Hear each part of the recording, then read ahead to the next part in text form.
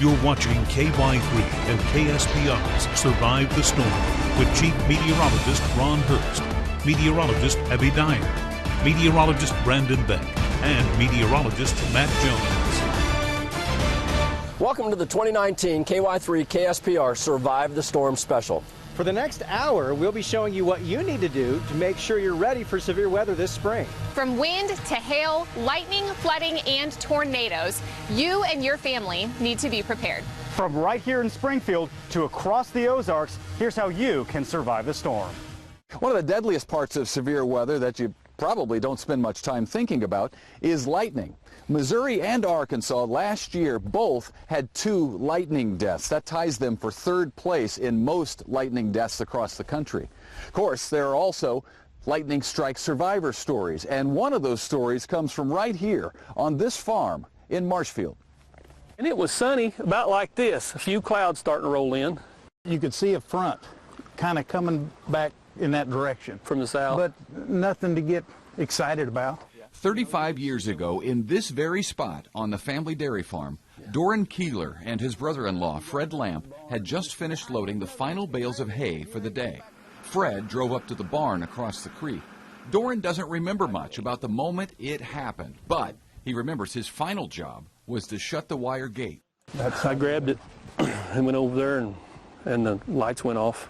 And then the next thing was I was kind of waking up. My ears were ringing. I do remember that part.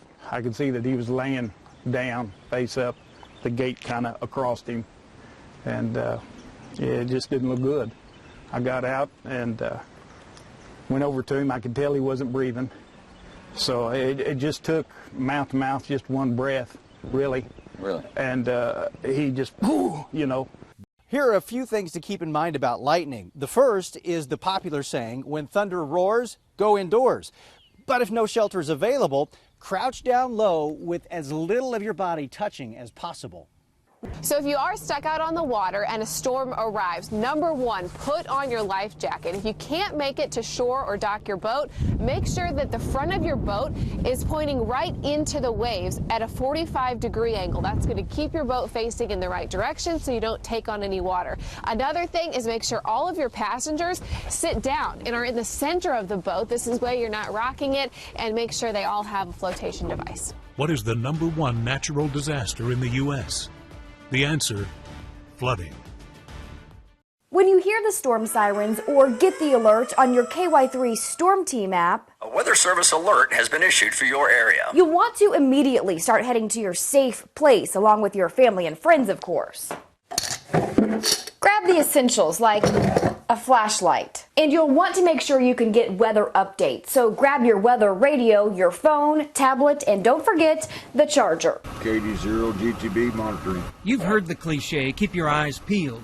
For Jim Miller, when severe weather approaches, 65.59 mile an hour. his eyes are peeled, wide open, and on the skies. You need a clear view. Jim's a ham radio operator and a member of Southwest Missouri Regional Skywarn, a team of volunteer weather spotters. But we take what we do very serious, and we try to save lives with our actions and do what we can for the community. You're out shopping and the tornado's on the way. What do? You need to take shelter in a substantial, sturdy structure. This is a wide expanse roof. Walmarts, places like hardware stores, things like that with large roofs, probably not the best place to be. Those roofs can easily collapse, but they do have designated shelters inside there, such as the restroom. That's a good place to go. Also, we got a strip mall across the way here. That's a good option too. Smaller buildings tend to be a little bit better. You don't want those wide expanse roofs. A lot of babies were crying and everyone was running around, and it was just really scary because there's a lot of noise and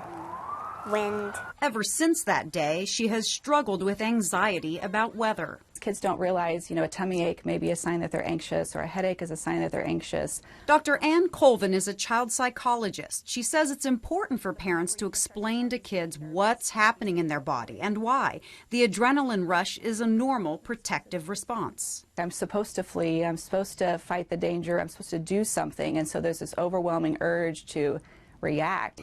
Playing with these things can help reduce anxiety. Colvin also says a simple sketch can help, like drawing the figure 8 over and over. She says there's something soothing about it that can help calm young children. As you make your list, make sure that you include serial numbers on things like your TV. They can be found right here on the back.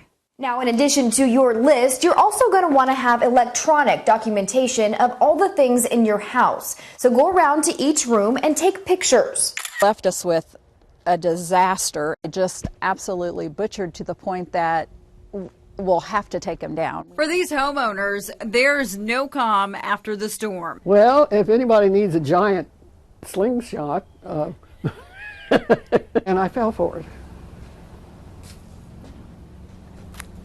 Silly, silly, silly. For years, On Your Side has shown honest pay will not always get you honest work. I came home and saw that this was still here. From tree trim troubles to roof repair ripoffs, crooks aim to profit from your misfortune, as if Mother Nature did not already give you a blow.